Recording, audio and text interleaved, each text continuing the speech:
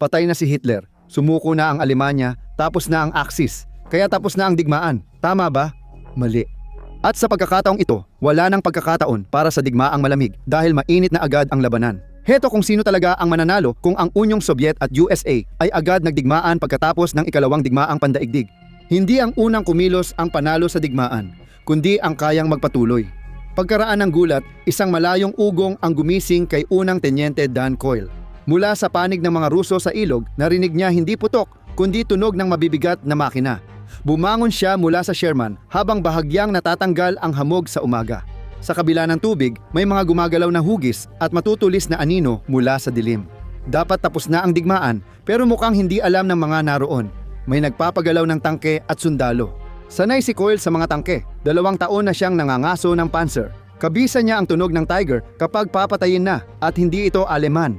Habang nakatingin siya sa papalapit na mga makina, naisip niya, mga T-34 na tangke ng Soviet. May mga truck at half-truck sa likod. Sumigaw siya ng babala na nagpagising sa kanyang mga kasama mula sa pagkakatulog sa loob ng bakal na Titan. At ang iba pang mga crew ay narinig ang alarma sa kanyang tinig at nagmadaling pumwesto sa kanilang mga tangke. Si Coyle ang namumuno sa isang platoon. 5 Sherman, 3 karaniwang modelo at isa pang upgraded na jumbo variant na katulad ng sa kanya. Nanguna ang 2 jumbo sa grupo dahil sa dagdag na 1.5 pulgadang armor sa harap at gilid. Inilagay ang mga tangke sa Overwatch sa single river crossing sa kanilang sektor, isang estratehikong tawiran. Kung may gustong maglipat ng malalaking tangke at truck mula silangang Alemanya papuntang kanlurang Alemanya, ang tulay niya at 5 pa lang ang daan para magawa iyon. Alam ito ni Coyle, kaya lalo siyang nagmadali. Bilang ni Coyle ang 6 na tangke, 2 platoon at mga truck at half-truck na iniisip niyang puno ng sundalo. Kailangang dumaan ng mga Sobyet sa makitid na kalye, kumanan, at baybayin ang ilog papunta sa tulay. Nasa gilid na niya ang mga ito, lantad ang manipis na side armor sa 75 mm na kanyon niya. Kung iutos niya, kayang burahin ng mga tangke niya ang mga Sobyet sa ilang segundo. May pagkakataon na siyang paputukan, pero ayaw niyang maging sanhi ng ikatlong digmaang pandaigdig, kaya naghintay siya. Tumawag siya agad sa punong himpilan, pero hindi malinaw ang sagot. Isang tanong lang, pinaputukan ka na ba? Hindi pa. Lumapit ang tangke ng Sobyet sa tulay, lumiko pakaliwa. Ito na ang huling pagkakataon niyang makaputok. Manipis ang armor, perpektong anggulo, isang utos na lang. Nagpatuloy sa pag-usad ang tangke, wala na ang tsansa. Papunta sila sa checkpoint ng pulis militar ng US. Pinanood ni Coyle ang mga pulis militar na lumabas sa tulay, naguguluhan, at kinawayan ang tangke para tumigil. Bumagal ang T-34. Huminga ng maluwag si Coyle. Pagkatapos, inikot ng nangungunang tangke ang kanyon nito, hindi sa tulay, kundi sa mga Amerikano at nagpaputok. Doon nagsimula ang digmaan. Pinaputokan ng 7.62 mm na machine gun ang mga pulis militar ng Amerika at tinumba sila kung saan sila nakatayo. Pagkatapos, pinaugong ng tangke ang malakas nitong makina at sumugod paabante. Alam ng Sobyet na may mga tangke ang mga Amerikano na naka-overwatch, pero madalas nila itong inililipat at kinakamuflahe. Humanga ang komandante ng Sobyet sa disiplina ng Amerikano. Inaasahan niyang matuto mula sa kaalyado, pero ngayon tanging sa labanan na lang siya matututo. Hindi na naghintay ng utos ang gunner ni Coyle para magpaputok. Una, nagpaputok siya ng 75 mm high explosive na bala sa gitna ng target. Tumama ang mabigat na bala sa tangke at napalihis ito, pero sinalag ng nakahilig na armor ang karamihan ng kinetic at explosive energy. Walang napinsala mag-reload. Alam ni Coyle na di na niya kailangang mag-utos, pero nakatulong ito para pakalmahin ang nerbiyos niya sa labanan. Sunod-sunod na nagpaputok ang 4 na Sherman. Ang nangungunang T-34 ay sumisibad pababa ng tulay sa buong bilis. Kailangan nitong makalampas bago ito tuluyang mapuruhan, at nabara nito ang tulay para sa mga kasama nito. Asintado at mabilis ang putok ng Sherman na kayang magpaputok ng 20 bala kada minuto bago mapagod ang mga veteranong crew. Dahil din sa mahusay na optika nito, eksakto ang kanilang mga putok. Ang pagkakakiling ng T-34 armor ay nagbigay dito ng proteksyong katumbas ng 90 mm na bakal, na halos kapareho ng Sherman at mas maganda laban sa sunod-sunod na tama. Walang nakapigil sa sunod-sunod na putok ng 75 mm at ang nangungunang tangke ay nagliyab sa huling sandali, siguro dahil sa tiyamba o tapang ng Draver. Lumiko pakaliwa ang tangke, bumangga sa konkretong harang at nahulog sa tubig, iniwang bukas ang tulay para sa mga kasunod pang tangke. Patay na ang nangungunang tangke, ang mga tripulante nito ay alinman sa napatay sa labanan o nalunod sa loob ng kanilang metal na libingan. Pero bago sila namatay, natukoy nila ang kinaroroonan ng mga Sherman sa tuktok ng burol. Sa isang mabilis na tawag sa radyo, nagsimula na ang mga tauhan ng artilerya na nasa 12 milya ang layo sa kanilang mabagsik na pagpapaputok. Tumama ang mga high explosive na bala sa gilid ng burol na may nakakakilabot na katumpakan. Hindi lang sila natagpuan ng mga Soviet, napaghandaan na rin nila ito, kaya sapat na ang sorpresa. Habang nagbibigay ng utos sa pag-target, tumawag din si Coyle sa radyo. Tumugon ang Amerikanong artilerya, makalipas ang 2 minuto. Naaprubahan ang mga utos at fire mission, pero huli na ang lahat. Kung mag-isa lang, pwedeng isipin na ang labanan ay kalituhan, hindi pagkakaunawaan, o isang suwail na commander na nawalan ng kontrol, pero hindi ganoon ang nangyari. Habang si Coyle ay lumalaban sa isang tulay, binobomba na ang ibang tawiran, pinapaputukan ang mga paliparan, at nag-uulat ang mga radyo sa buong sinakop na Alemanya ng parehong balita. Hindi lang ito nangyayari sa isang lugar, kundi kahit saan, at ang mga lalaking gumagawa ng desisyong ito ay hindi nasa tabing ilog, kundi sa ilalim ng lupa. Masikip at mababa ang bunker, tahimik maliban sa ugong ng bentilasyon. 7 lalaki ang nakaupo sa mesa, napapalibutan ng mga mapa sa ilalim ng maliwanag na ilaw. Sa ulo ng mesa si Joseph Stalin, nakatingin sa Europa. Umiiral ang digmaan dahil naniniwala siyang ang bombang Amerikano ang tatapos sa susunod na digmaan. Nasa kanan niya si Georgy Zhukov, Marshal ng Unyong Soviet, nakapatong ang mga kamay sa mesa at nakadukwang. Nanalo siya sa mga labanan sa pamamagitan ng pagkilos ng mas mabilis kaysa inaakala ng sinuman at balak niyang gawin ulit iyon. Katabi niya si Alexander Vasilevsky, tahimik at eksakto, may bukas na kwaderno na di pa nagagalaw. Sa dulo ng mesa nakaupo ang pinununo ng NKVD, si Lavrenti Beria, pinagmamasdan ang lahat kaysa ang mapa. Para sa kanya, ang mga digmaan ay napapanalunan sa pamamagitan ng kontrol at natatalo kapag pinapayagan ang mga tao na malayang mag-isip. Sa dulo ng mesa, naghihintay ang isang opisyal ng GRU, hindi nakikilala ayon sa plano. Narito siya para magbigay ng katotohanan, hindi opinyon. Tense ang paligid, tanging langit-ngit ng upuan ni Stalin ang maririnig habang siya'y dumukwang. Ulat. Ang tao ng GRU ang unang nagsalita. Halos 100% ang tagumpay. Minimal ang paglaban ng mga Amerikano. Sa unang 3 oras, halos 100%. Sumingit si Beria. Tinitigan siya ng tao ng GRU bago nagpatuloy. Isang tulay ang winasak ng artilerya. Nakaalerto ang mga Amerikano. Natuklasan ng ating mga fighter plane ang kinaroroonan ng artilerya at pinarusahan sila ng matindi. Ngumisi si Beria, parang tagumpay ang pag-atake.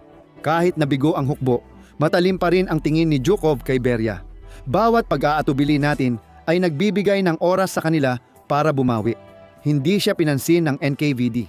Habang nag-uusap tayo, libu-libong sundalo ang pumapasok sa teritoryo ng alyado sa Alemanya. Ngunit ang pinoproblema ko ay ang supply. Ito ang maruming lihim ng Rusya. Umaasa ang pulang hukbo sa supply mula Amerika. Truck, eroplano, pagkain, gasolina, radyo, bala. Ngunit natigil na ang tulong habang patapos ang digmaan.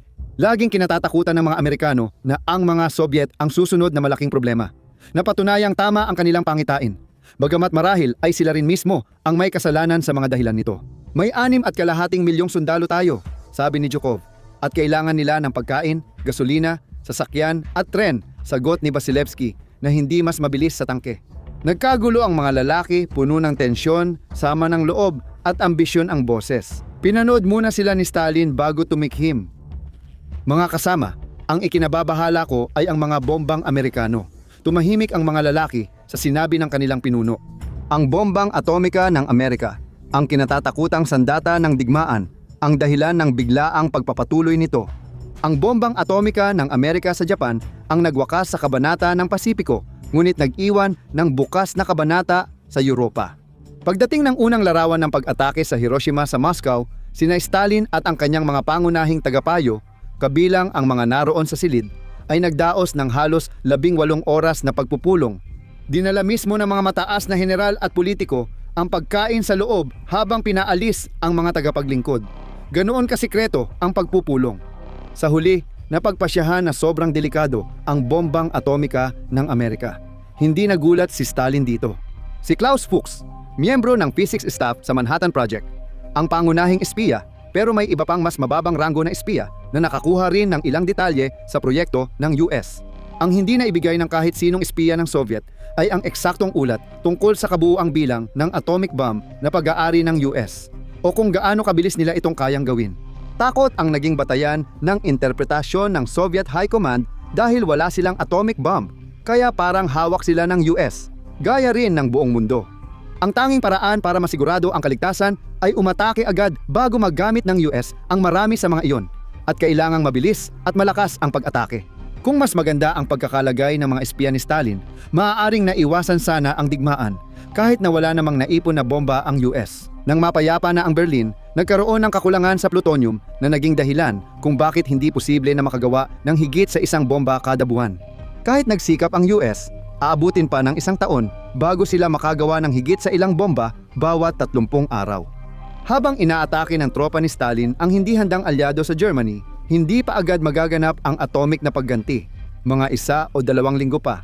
Panahon na ni Zhukov magsalita. Tulad ng napag-usapan, kapag mabilis nating nakuha ang West Germany, mas ligtas tayo sa bomba ng Amerika. Hindi maaabot ng bomber nila ang Moscow maliban kung diretsyong misyon na walang balikan. Mas ligtas tayo mula sa atomic na pag-atake habang nadaragdagan ang ating nasasakop na teritoryo. Kumpiyansang sinabi ito ni Zhukov at tama siya. Dahil nasa halos 4,000 milya lang ang range, hindi kayang abutin ng mga B-29 ng Amerika ang kaloob-looban ng Unyong Sobyet. Nakakatakot ang mga American fighter gaya ng Mustang, Lightning at Thunderbolt, pero kulang ang abot nila para samahan ang atomic bomber sa mga target sa loob ng Europa. Natalo ang mga Soviets ng Amerikano sa bilang. May 28,000 fighter ang US sa Pacific at Europa, samantalang 18,000 lang ang sa mga Ruso. Pwedeng ituon ng Soviet ang fighter sa Europe, habang ang US ay kailangang mag-iwan ng puwersa sa Pacific para sa peacekeeping. Kapag sumiklab ang digmaan sa himpapawid, mahihirapan ang pulang hukbong himpapawid dahil karamihan sa Soviet fighter ay para sa mababang altitude na suporta sa mga tropa.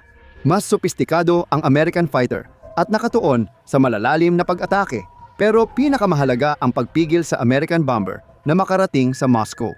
Lumapit si Zhukov sa mapa at itinuro ang ilang lugar. Magpapatuloy ang ating 3 direksyong pag-atake ayon sa plano.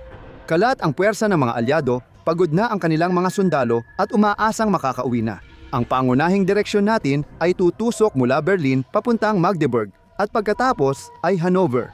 Aabanti tayo mula Dresden papuntang Leipzig, tapos Frankfurt. Susunod, aatake tayo mula Bohemia papuntang Bavaria para makuha ang Alemanya. Mula doon, tutuloy tayo sa Pransya para palawakin ang buffer zone. Naniniwala silang nagbabawas na ng puwersa ang mga Amerikano at Briton, at higit sa doble ang laki ng kanilang puwersa kaysa sa kalaban. 6.2 milyong tropang Ruso ang nagtitipon sa 4 na harapan.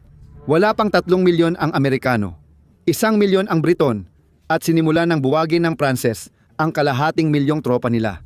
Nagpadala ang Rusya ng 11,000 at 500 tangke sa 4 na hukbong tangke para sa pagsalakay.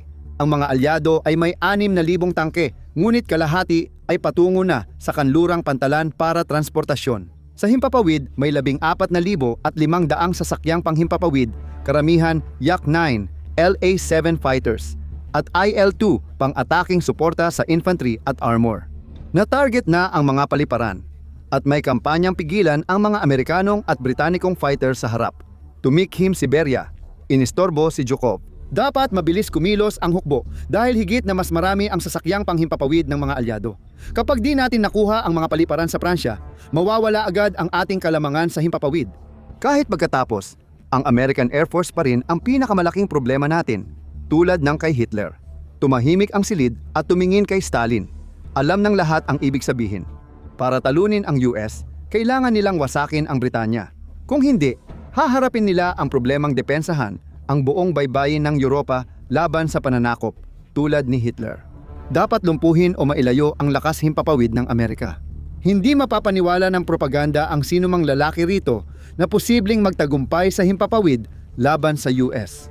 Tumango si Stalin kay Zhukov sa mapa. Itinuro ni Zhukov ang mga layunin ng 3 pagsulong. Plano naming palibutan ang 2 Allied Corps at umabante ng 45 milya sa unang linggo. Magsisimula ng lumipad ang Amerikanong bomber. At di tayo handa kung aatakehin nila ang ating supply sa unahan. Natahimik muli ang silid. Totoo ang sinabi ni Zhukov. Sanay sa high-altitude bombing ang mga Amerikano at Briton. Samantalang hindi gaanong bihasa rito ang mga Aleman. Hindi masyadong nag-alala ang mga Soviet sa strategic bombing, hindi tulad ng mga Aleman at Hapones na natalo rin sa digmaan. karamihan dahil sa matinding pambobomba ng mga Amerikano at Briton. Ang susunod na 72 oras ay mapagpasya. Saan tatama ang unang bombang atomika? Bilis ang tutukoy ng unang galaw. Ang kaligtasan ay nakasalalay sa ibang bagay. Tiningnan ni Beria ang bunker. Malamang hindi ito malapit sa Moscow. Pero mas mabuti bang sunugin ang daan-daang libong tropang Sobyet sa Alemanya kaysa dito?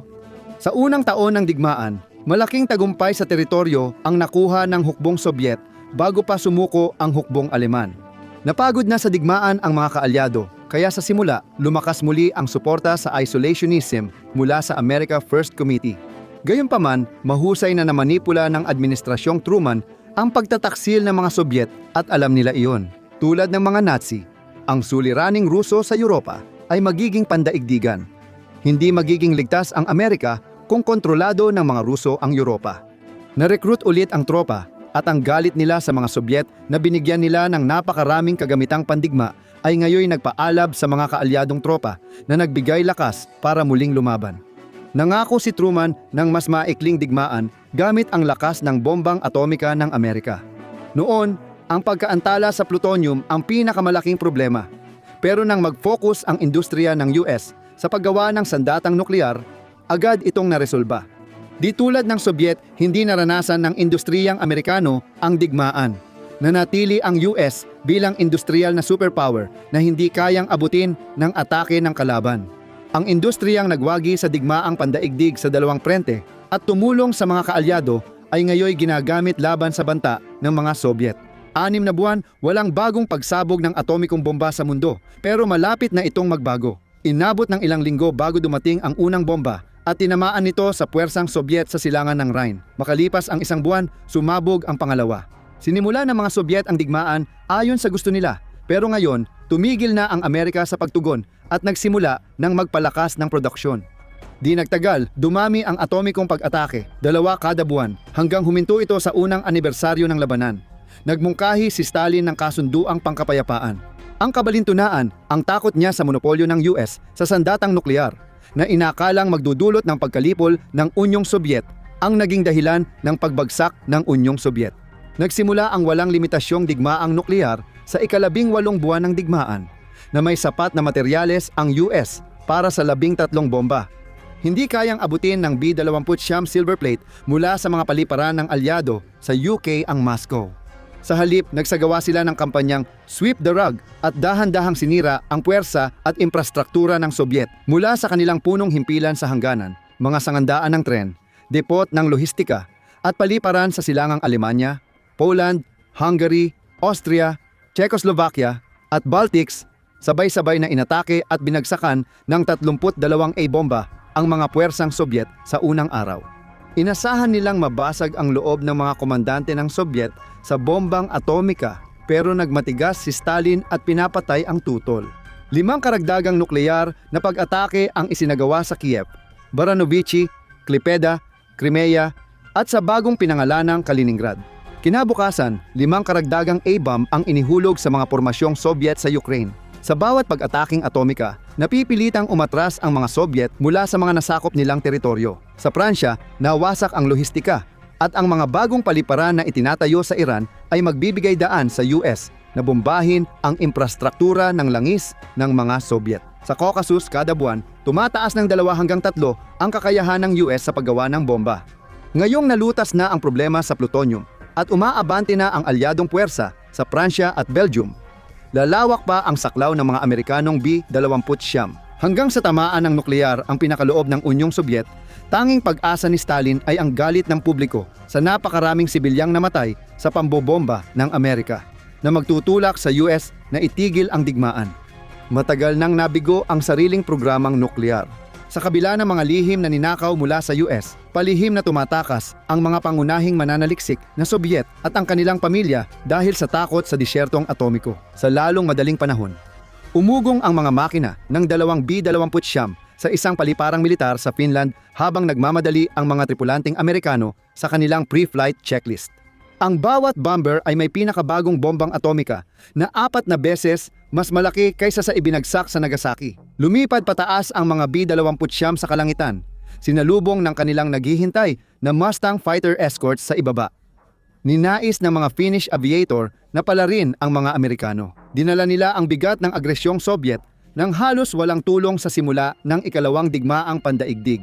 Ngayon, nais nilang maging punyal na itatarak sa puso ng Moscow. Natapos iyon at nabawi nila ang inagaw na teritoryo mula sa mga paliparan sa loob ng Finland, ilang daang milya lang papuntang Moscow. Ibabagsak ng B-29 ang mga bomba sa hilaga at timog ng lungsod na magdudulot ng malalaking apoy na palalakasin ng nukleyar na hangin papuntang gitna ng lungsod. Tinatayang daan-daang libo ang mamamatay ngayon. Kayang sakupin ng pulang hukbo ang lupa pero hindi nito malalampasan ang kalabang ginawang sandata ang pabrika, bomber at panahon. Sa una, nanalo ang Soviet. Pero nang tumigil ang Amerika sa pag-react at nag-produce, lumipat ang labanan sa himpapawid, lohistika at bomba. Kayang simulan ng Unyong Sobyet ang digmaan, ngunit hindi nito kayang itaguyod ito. Estados Unidos ang magwawakas nito.